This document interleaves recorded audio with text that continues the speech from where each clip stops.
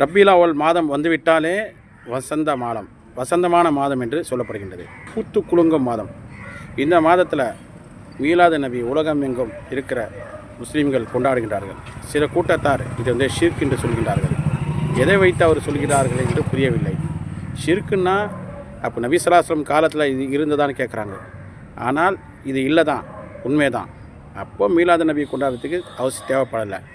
அல்லாஹ் ஆலமி அருவால எல்லா நபிமார்களுக்கு ஆத்மாவுக்கு மத்தியில் நபி ஸல்லல்லாஹு அலைஹி வஸல்லம் பேர் ஒளியை காட்டி அங்கேயே என்ன செய்யணும், நபி ஸல்லல்லாஹு அலைஹி வஸல்லம் அவரை கண்ணியப்படுத்தினான்.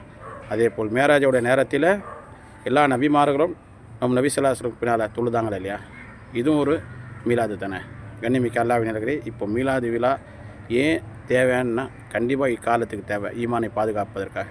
இப்போது ஒரு விஷயம் நம்ம நபி ஸல்லல்லாஹு அலைஹி வஸல்லம் பற்றி பேசணுன்னா வயசானவங்களுக்கு அது பழசாக இருக்கலாம், சின்ன குழந்தைங்களுக்கு அது புதுசாக இருக்கும். அடுத்த